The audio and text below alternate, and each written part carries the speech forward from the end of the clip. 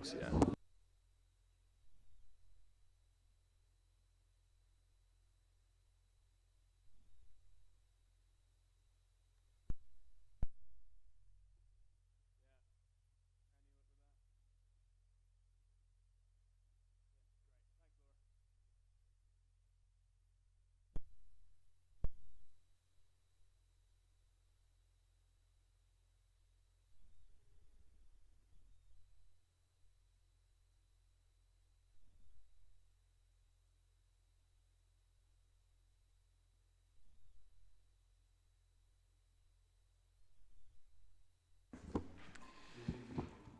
Okay, evening everybody, it's past, so we'll make a start, if that's okay. So welcome everyone to the meeting of the Audit Committee on Wednesday, 5th February 2025. Particularly welcome to Councillor Beach, who's new to the committee. She replaced Councillor Councillor Philip Peters, sorry.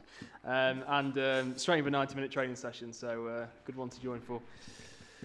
Item number 1, any apologies for absence. Could we receive any apologies that have been given, please? Thank you, Chair. Just the one apologies from Councillor Slater. Thank you. Item 2, declarations of interest. Do any councillors have any declarations of interest declare on the items under discussion at tonight's meeting? That's a no, thank you. Item 3, any urgent business brought forward under Rule 12. I'm not aware of any urgent business for consideration at the meeting. Item 4, questions from the public. We haven't received any questions from members of the public. Item 5, questions from members of the committee. We haven't received any questions from members of the committee. Item 6, public minutes of the previous meeting on the 27th of November 2025. Any comment on those minutes? In that case, I propose the approval of the public minutes from the previous meeting. Do I have a seconder? Councillor Hudson, thank you. Now go to the votes. All those in favour? Any against? Any abstentions? Votes carried. Thank you very much. Item 7 is the internal audit progress report from colleagues at 360 Assurance. So hand over to Tracy and Ruby. Thank you, Chair. I'll take you through the progress report, if that's okay. So I'll take the report as read. I would just draw your attention to the fact that we've issued 2 final reports in relation to the ward enhancement project and strategic risk management. We've issued agreed one terms of reference in relation to business continuity. We've also taken some grant certification work in relation to a carry forward from a COVID-19 grant for which central government was seeking assurance that the funds had been spent appropriately. Moving on through the report, page 3 just gives you a summary of the assurance levels provided, and I won't go through the action tracking report because we've got that later on in the agenda, if that's okay. In terms of Appendix A, that just gives you a summary of where we are within the plan. Appendix B provides you a summary of the 2 finalised reports since our last progress report to the Audit Committee. Appendix C provides you the summary of the business continuity review agreed. Appendix D provides you the performance of the KPIs, and Appendix E is the action tracker. It's a short summary there, but like I said, we've got a more detailed report later on in the agenda, and I'll pause there for questions, Chair. Thanks, Ruby. Any questions? Councillor Sankey.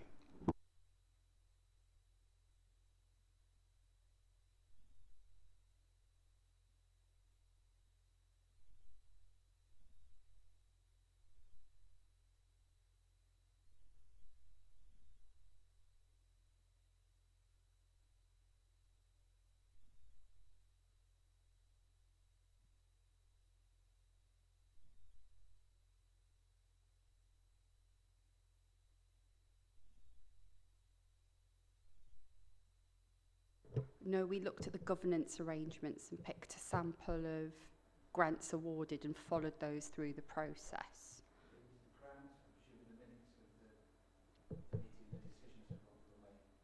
In terms of the grant awards, yes.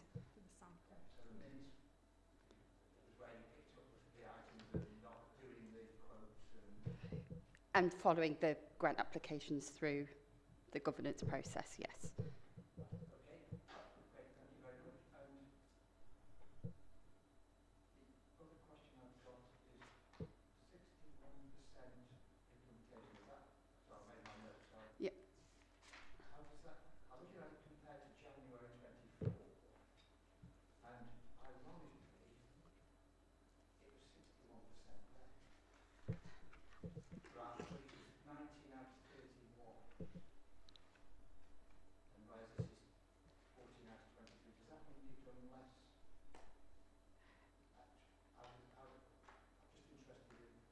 was surprised at 61%. I was quite impressed. I think this year it's slightly different. I think this year a few of our audits have been sort of back-ended to quarter 3, quarter 4, so there'll be more actions arising because we've got a number of audits on the way at the moment. So that number of 23 actions will increase by the year end. I think. January 24, Yep. January 25, line for line, and there were 19 out of 34 completed, 31, and so why is there less this year than last year? It's a different level of coverage year on year, so we would have looked at different areas, and therefore we wouldn't necessarily have the same. You can't really compare the 2 years because of the scope of the review. Will identify different things year on year. You get the same number of person days committed to the resources. Yes. One of my underlying questions was, are we still getting the same amount from you? Yes. Yeah. I mean, you could look at it and say that there's less actions that have been raised, so perhaps there's more control processes that are working more effectively in place this time. Sorry, I think just in terms of completing that as well, I think the other point to note as well is obviously Ruby and Tracy and the team work flexibly, so we do have the same number of days each year, but how they allocate those days to ESBC might vary quarter to quarter in 1 year compared to the next year. So yeah, as Ruby's just said, there might be more audits undertaken in quarter 3 and 4 this year than last year, and less in quarter 1 and 2 than last year, but the overall number of days across the year will be the same. It's just they provide that flexibly based on the time available at the council. Thank you. Can I suggest that the report on the ward enhancement programme comes to everyone on the committee when it comes around? Thank you. Any other questions for Ruby? Okay, great. Thank you both. In that case, we'll move on from that item. With your permission, Chair, I'm sorry to interrupt. There was no sound at all from Councillor Sankey, and I know you're live streaming. None at all. Sorry, it was my inability to use technology. I didn't press the button, Laura. Sorry. Naughty.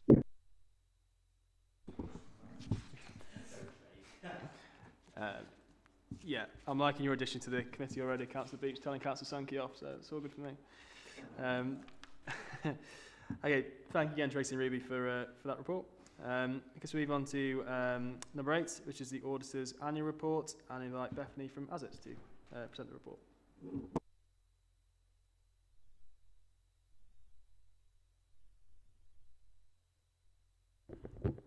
Thank you, Chair. So I'm going to be presenting our Auditor's Annual Report this evening, which is a follow-on report from our audit findings that we reported to you back in November 2024. This report predominantly focuses on our VFM, our value for money commentary. We do include our financial statements findings within this report, but as I've said, they were reported in our audit findings report, so I won't go into those in detail. So the main purpose of this report does set out the work that we've done for value for money. So we are required to look at the council's arrangements to secure economy, efficiency and effectiveness in your use of resources. And as part of that, we are required, if we identify any significant weaknesses in arrangements, to report those to you as part of our commentary. I'm pleased to say that we haven't identified any significant weaknesses in the council's arrangements to secure VFM. Our commentary is included on pages 10 to 19 of this document. We have identified a number of what we would call other recommendations, which are recommendations that we've identified as part of doing our work. So the work that we have done has included talking to the monitoring officer, chief executive, section 151 officer, the head of regeneration and development, and as part of that we have pulled out a few observations or recommendations of best practice that are included on page 21 onwards. We have obtained management responses to those recommendations, so I won't go into them in detail, but I am happy to take any questions on the report if there are any. Thanks, Bethany. Have there any questions?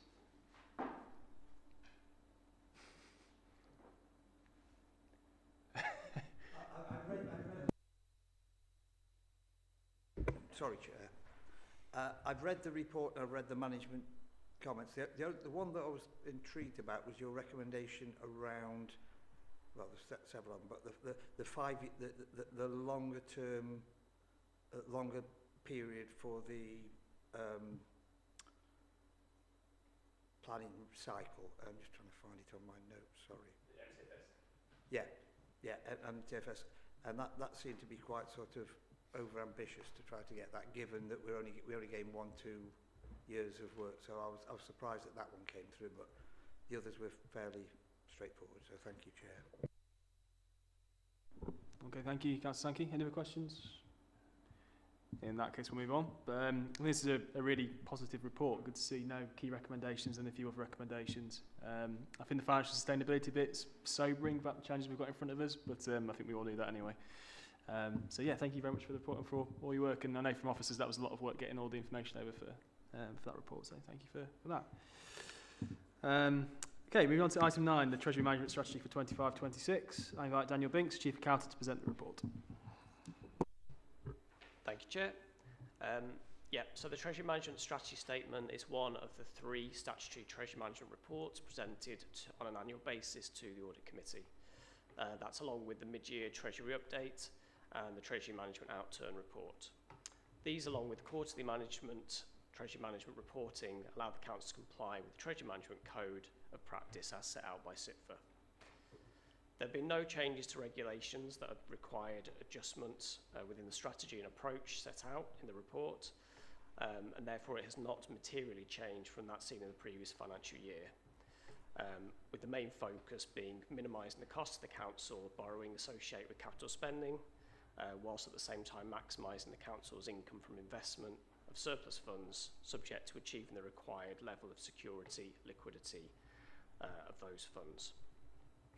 So the main changes to the previous report being an update of the prudential indicators in line with the update to the capital programme, which is set out in the medium-term financial statement plan, which is reported to Cabinet on the 10th of February and then on to Council on the 17th of February. So just basically reflecting the change that have come about as a result of that.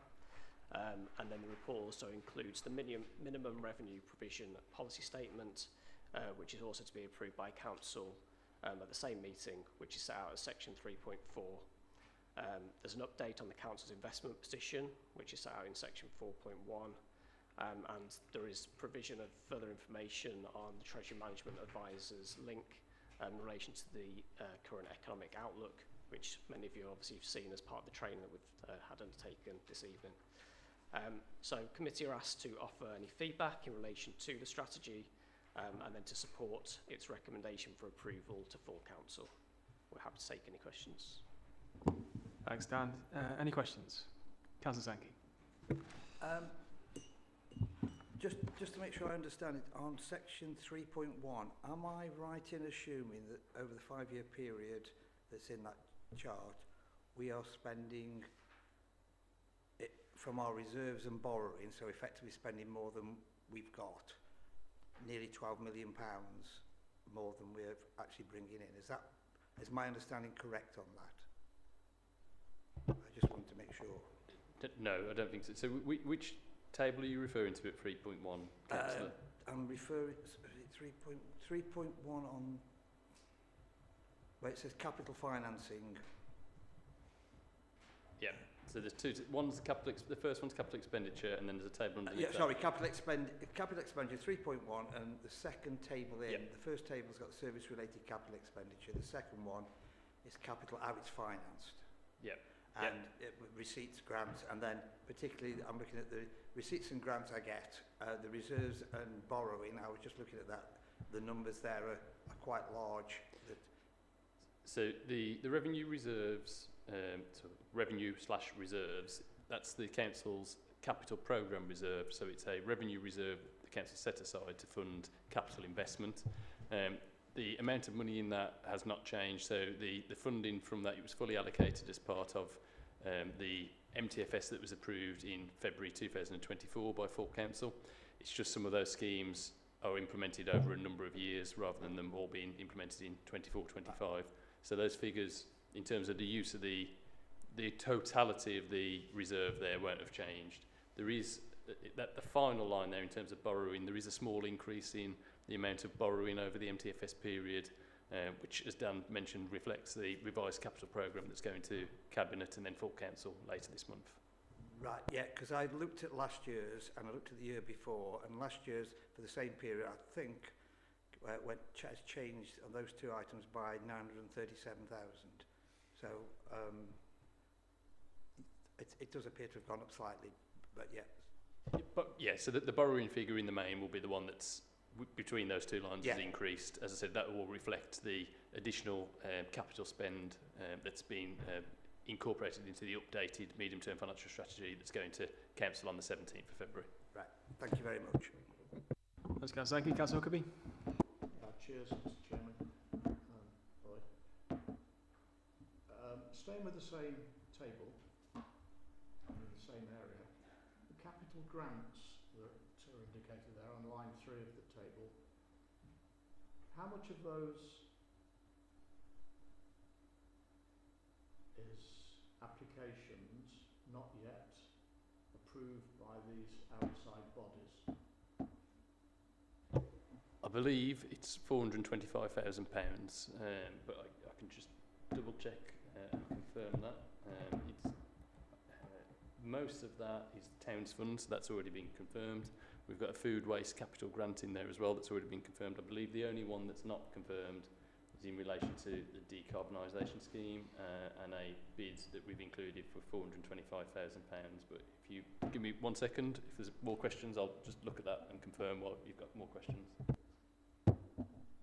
Yeah, the reason why I ask is that I'm aware of the £2.5 million grant that's being applied for the Market Hall. I'm aware of the 10 million lottery heritage application that's gone in. What concerns me is I don't know when this preparation took place. Now, if it was prior to...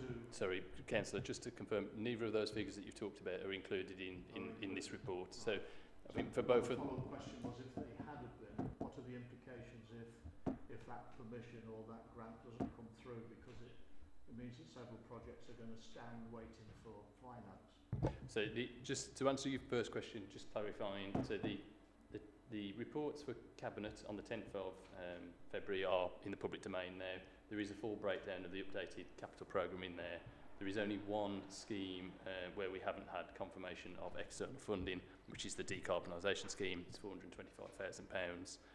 In terms of the second question, the two schemes that you've referred to, we've been invited to submit bids for those funding streams at the moment for both the funding streams you referred to. So it isn't guaranteed funding at the moment, albeit because we've been invited to submit bids, it's anticipated we will be successful, but because we haven't had that confirmation, it's not in the capital programme at the moment.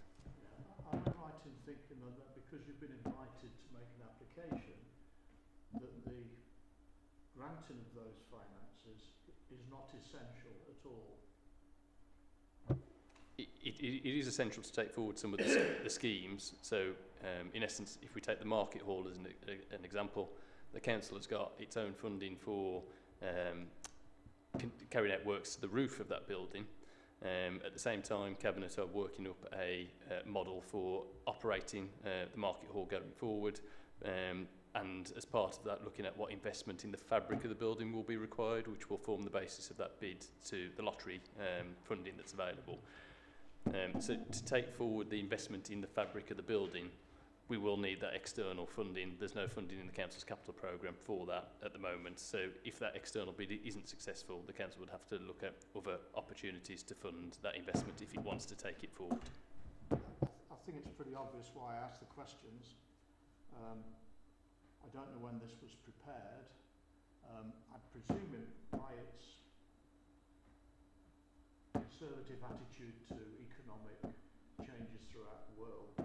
It's pre-Trump interventions. Now, given that all the world's major banks quickly hurried into a corner and started to work on what the damaging effects was going to be to world trade, following his earlier statements, which in that sense were still statements, but now subsequently have become fact in a lot of cases. I just wonder whether or not your opinions on the construction of this report would have been different if it had been started today. So I think that just to clarify, there are a number of parts to the report. So parts of the report are providing an economic update, and in the main, as set out in the report, that economic update narrative is provided by the Council's Treasury Management Advisors. So that is at a point in time. As you've quite rightly set out, that was mainly the narrative in relation to the economic update was provided at Q3, so before Christmas, before the new president in the United States, but it does make reference to the potential impact of that. But the substantive information that's in the report is actually based on the Council's updated capital programme. So that is the capital programme that's going to Cabinet and then on to full Council in February to set the budget for 25-26 onwards. So the two parts of the report. In terms of the question, I suppose, about does it make any difference, we did have a similar question in the training session that we've just had. So I think the biggest driver in that economic update that has an impact on the Council is potentially the investment rate forecasts. They are only ever forecasts at a point in time. At the moment, our Treasury advisors are estimating that interest rates will reduce over the medium term and stabilise at about 3.5%, but they've got that reducing to that 3.5% over a period of about 18 months. It may be, with some of the increased uncertainty in world economics at the moment, that the Bank of England has to be more forceful and reduce interest rates at a quicker pace. So we'd have to react to that in year in terms of, do we want to invest more of our money for a longer period of time now to lock in some of those higher rates? But that's only on the basis that we can afford to do so. We don't need to access that cash in the meantime. So whilst this is an economic statement at a point in time, facts change on a day-to-day basis, and we have to look at our cash flow, our borrowing requirements, and make decisions on a day-to-day basis based on what's going on in the markets and in interest rates at a point in time. Thank you. Yeah. One of the, if I may, Mr. Chair, one of the, you weren't here then, neither of you, I don't think. We had investments in the Iceland banking system, which, because of the speed with which the shock took place, post 2008, we were unable to reclaim or take out those investments and lost a fair bit of money to it. I just think with the volatility of markets these days, you know, caution. A lot of people think that it's just hogwash, that nothing's going to happen, he's all mouth and whatever, but in reality he's not. This is his second term and he intends to do what he failed to do the first term. The impact on Europe is going to be quite severe. The impact on this country's economy is going to be, if we decide to side with Europe in a way that he doesn't like, the impact on the economy here will be just as probably damaging. Should we decide to throw our lot in with him, then we don't know really what will happen. So that's the basis for why I have a good deal of concern. And I think just in response to that, again, in the previous training session, I think our external advisors have quite rightly pointed out that I think our investments at the moment are quite low risk in terms of, you know, there's never no risk, but they are quite low risk in terms of the potential risk of default and losing money. We're mainly invested in UK banks, high credit rated institutions, so it is low risk compared to some of our nearest neighbours and counterparty local authorities, but there's never no risk. There's always risk when you're investing money. And Dragon said in the training session they're producing a new interest rate forecast next week. So that we're based this on November. There's a new one coming next week, so it's moving all the time. I've apologised to Lloyd for not being at the training session. Yeah. I've been locked out of my computer for emails. I've been locked out for the the intranet. Yeah. I can go to the website, eStaff's website, and see some of the meetings, but not all of them. And this is, the training sessions don't appear on that, so I was unaware of the... We've not done it on purpose, honest. Councillor Sankey, you want to come back in? You mentioned that all of the monies for the programmes were already allocated and in there fully. So does that include the maltings as the programme to go through, get maltings up and resolved in whatever form it takes? So there's two pots of money in the existing capital programme in relation to the maltings. There's a pot of money to for the council to actually purchase that property, and then there's a separate pot of money associated with taking forward the refurbishment or regeneration of the maltings. So is that sufficient? It depends on what the scheme that the council wants to take forward is. So we've got a pot of money. There will be about £1.2 million remaining after we've purchased the maltings. It's what we can do for that £1.2 million and what the council wants to do. If they want to take forward a scheme that costs more than £1.2 million, then obviously there will need to be a decision in terms of how they do that. And the current scheme, because I'm not 100% up to speed, is the current scheme likely to be more or less than that, or aren't we at that stage yet? Yeah, a decision hasn't been made at the moment. So the focus at the moment has been on purchase of the property. Yeah, I understand that. Yeah, I understand that. But I just wondered if there's anything in terms of forward planning and in terms of the scheme that we're looking at. Okay, thank you. Thank you, Councillor Sankey. Any other questions on that report? Okay, in that case, as Daniel said, we are proposing this, we'll recommend it to full council, so we'll need to go to a vote. I propose a recommendation detailed at 12.1 of the report. Do I have a seconder? Councillor Hadley, thank you. Now go to the vote.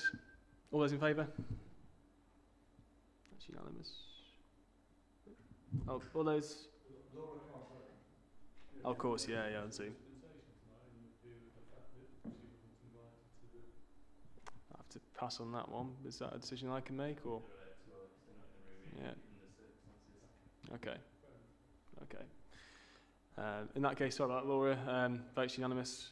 That is passed. Now we're on to item 10. It's a counter fraud and corruption review, and we're back with Daniel, the Chief Accountant, to present that report. Thank you, Chair. So this report covers two parts of the Council's constitution. So that's the anti-fraud and corruption strategy and the whistleblowing policy and procedures. So these currently are part of the Council's existing Council constitution, and they're periodically reviewed and revised to ensure that they remain relevant and robust. Following the most recent review, the suggested updates included within the report include greater clarity for the reader in the introduction section as to the purpose of the policies, an inclusion of some definitions of key terms and examples of concerns that the policy covers, and then some other updates around the layout of the report and references to the correct titles of officers. In support of these policies, updates, a series of wider fraud awareness sessions will be progressed across the Council to support with identification and management of potential fraud risk. Audit Committee are asked to review and provide any comments or feedback to the suggested changes ahead of the inclusion in the next update of the Council Constitution when it is reported to Council for their approval. Happy to take any questions. Thanks, Daniel. Any questions? I just had one on the whistleblowing policy. So it says it provides guidance for employees, contractors, volunteers, and members of the public. I wondered if we should have councillors on that as well? If there's a reason why we haven't got councillors on that. So we did have this conversation as part of reviewing it. I think councillors would be covered by their own code of conduct under a different part of the constitution. So they are quite rightly entitled to whistleblow and to raise concerns if they need to, but as I said, I think that's covered under the code of conduct for councillors. Okay, so just be duplication to have it in there. Okay, thank you. Any other questions? In that case, move on. Thanks, Daniel. So we are now on the date of the next meeting, item 11. That's the 2nd of April 2025, same time, same place. We'll now move to the private part of the meeting. So I therefore move that in accordance with section 100A4 of the Local Government Act 1972, the press and public be excluded from the remainder of the meeting as it's likely, in view of the nature of the business to be transacted or the nature of the proceedings, That it be disclosed exempt information as defined in paragraphs of Part 1 of Schedule 12A of the Act indicated in brackets for each item on the agenda. Do I have a seconder? Thank you, Councillor Krupski. All those in favour? That's everybody.